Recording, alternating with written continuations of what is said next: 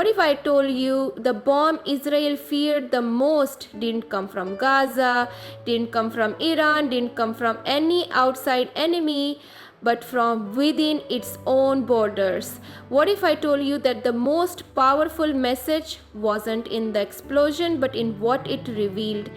This isn't just another news report. This isn't just another tragedy. This is a moment the world needs to stop and listen to, because what happened shakes not just the ground, it shakes the soul. In this page, we're going to uncover the shocking connection between that explosion and verses written over 1,400 years ago. We'll explore how science is now proving what the Quran predicted.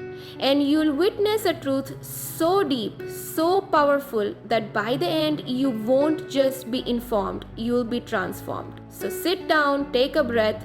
This isn't just about Israel.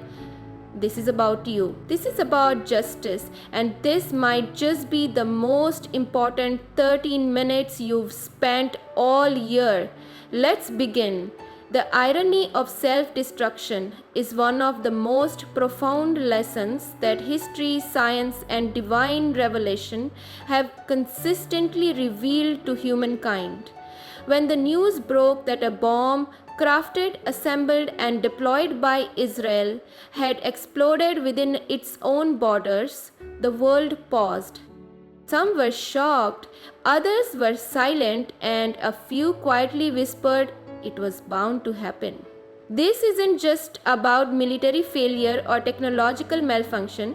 This is about the principle of consequences, a principle that humanity continues to ignore in its pursuit of dominance. It is a tragic portrait of fate when the tools forged to destroy the so-called enemy become the instruments of one's own unraveling. In this moment, the Quran becomes more than just scripture. It becomes a mirror, a warning, and a revelation exposing the arrogance that leads to collapse.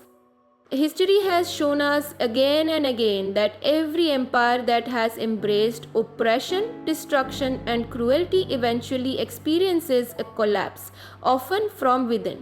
But when it happens in such a dramatic and ironic fashion, when a bomb built for external annihilation detonates at home, it is not just an accident. It is a divine message, a cosmic echo of justice. The Quran speaks to this directly and indirectly across verses. And it's not just about Israel or one country, it is about humanity as a whole. When you live by the sword, you risk dying by the sword. When you pour energy into violence, that energy must go somewhere. Physics supports this. Energy cannot be destroyed, it is only transferred. And spiritually, the Quran affirms the same. When injustice is born, its ripples are not containable. What is shocking is not just the physical explosion, it is the symbolic magnitude of it. Israel, a country that has poured billions into defense, surveillance, and high-tech warfare, fell victim to its own weapon. It is the literal manifestation of what the Quran warned about, that those who spread corruption in the land will themselves be consumed by it. Corruption isn't just about lying or stealing, it's about systemic arrogance. It's about believing that you are untouchable, that your enemies will always be beneath you, that your hands are righteous even as you spill innocent blood. But the world doesn't work that way. Nature doesn't work that way. And the Creator certainly doesn't let it work that way for long. In Surah Al-Baqarah, there is a powerful reflection, and when it is said to them, "Do not cause corruption on the earth," they say, "We are but reformers." Unquestionably, it is they who are the corruptors, but they perceive not. This verse is not a historical artifact. It is a living commentary on modern geopolitics. Those who justify every bomb, every airstrike, every displacement under the banner of security or defense are the very ones often laying the foundation for their own insecurity. They do not see it, they do not believe it, but eventually reality forces them to. When the bomb explodes not in Gaza but in Tel Aviv, not in Rafah but near their own citizens, it becomes impossible to deny. That is not merely a mistake, it is a divine disruption. The Quran does not simply criticize arrogance, it diagnoses it. It traces its origin to Iblis, the one who said, I am better than him. That same sickness of the soul infects anyone who believes their life is more sacred than the life of another. When one nation believes it is chosen, elevated, protected regardless of its actions, it becomes blind to the fact that divine justice doesn't discriminate. Justice is not concerned with labels, it is concerned with actions. And when those actions violate the rights of others, the consequences are inevitable. A nation can build walls, develop artificial intelligence, launch satellites, and spy from the skies, but it cannot escape the law of return. What you send out will come back. Whether you believe in religion or not, you must understand that life is a circle. That is not just theology, it's physics. Scientists who study warfare are beginning to understand something terrifying. The more advanced the technology of destruction becomes, the more unpredictable its consequences. AI drones, smart bombs, cyber weapons, all of them are double-edged. They are not tools of control. They are ticking clocks of chaos. One miscalculation, one wrong command, one corrupted code, and your own invention can turn on you. And that is what happened. The bomb wasn't smuggled in by the enemy. It wasn't fired by resistance fighters or rebels. It was part of Israel's own arsenal. That should terrify anyone who thinks that might equals right. It should shake the hearts of those who believe they can control the fire they started, because fire doesn't negotiate, it consumes. Now think deeper. The same land where prophets once walked, where divine messages were sent, has become a testing ground for weapons of mass destruction. The holy soil is soaked with the tears of mothers, the blood of children, and the echoes of rockets. But it is also a land that has seen every empire that tried to dominate it eventually crumble. From the pharaohs to the Romans to the Crusaders and beyond, every power that thought it could claim the land as its own fell. Not always by invasion, often by self-destruction. This is the deeper meaning behind what just happened.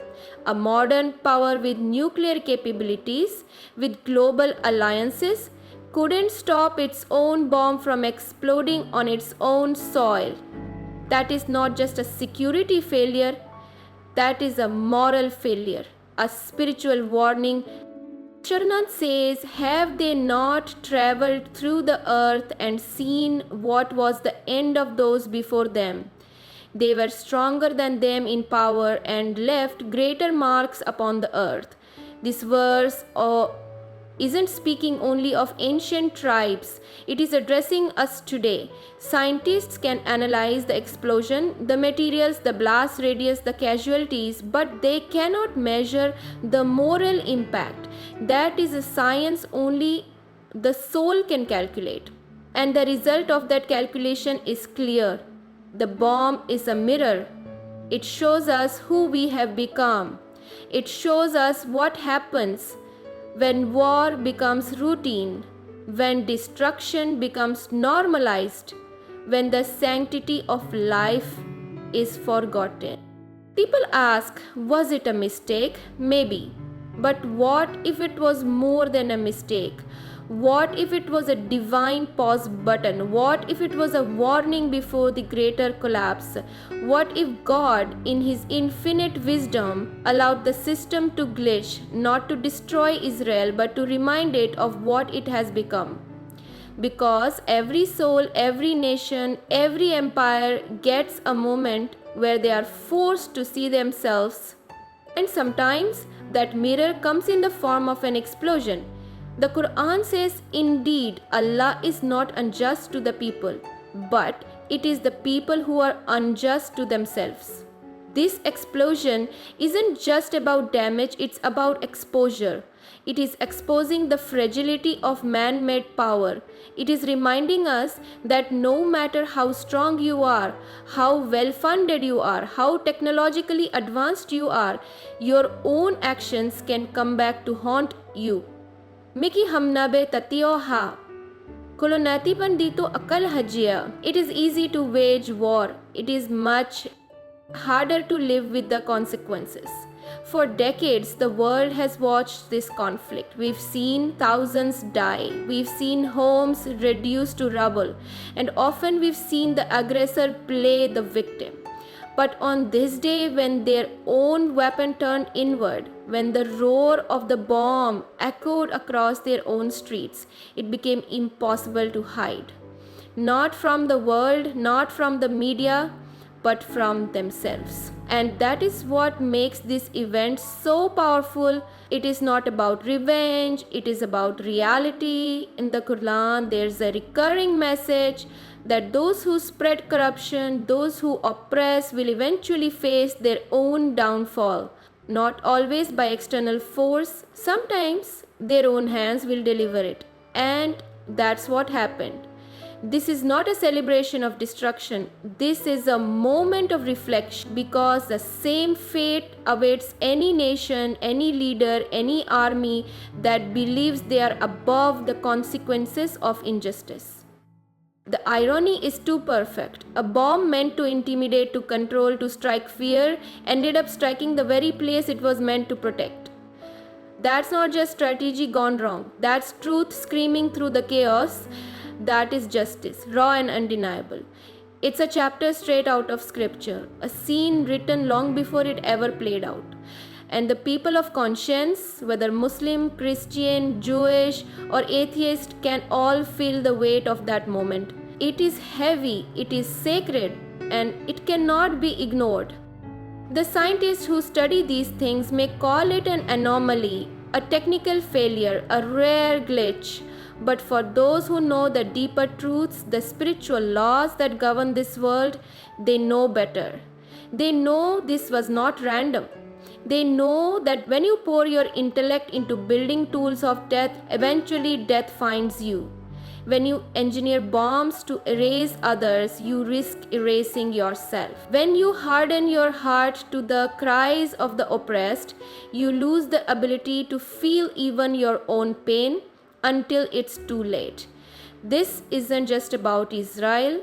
This is about every nation, every army, every individual who believes that they can violate others and remain immune.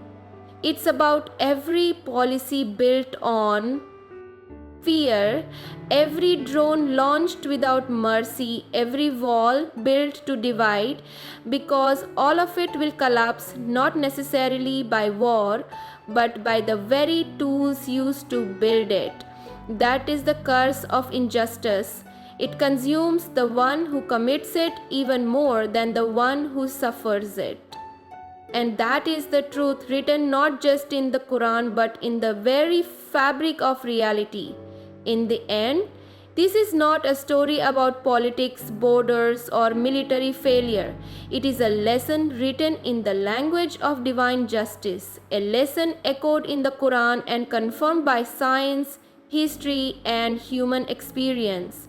When a nation builds its power on destruction, it must one day face the destruction it has summoned. The explosion that rocked Israel was not just the result of matter and fuel.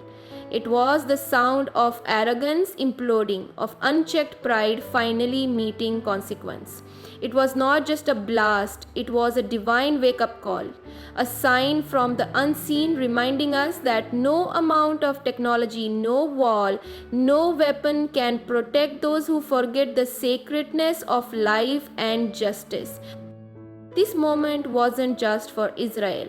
It was for every single soul watching. It was for leaders, soldiers, civilians, believers, and skeptics alike.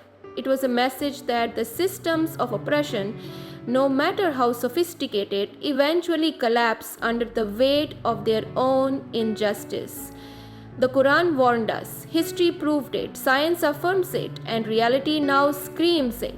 So may this not be just another headline, may it be a turning point in hearts, a time to reflect, a time to change, a time to wake up before more destruction comes, not just from outside but from within. Because the greatest enemy of any empire isn't out there, it's the injustice inside. Thank you for listening. May truth guide you, may justice awaken you, and may peace find you. Good luck, stay conscious, and stay human.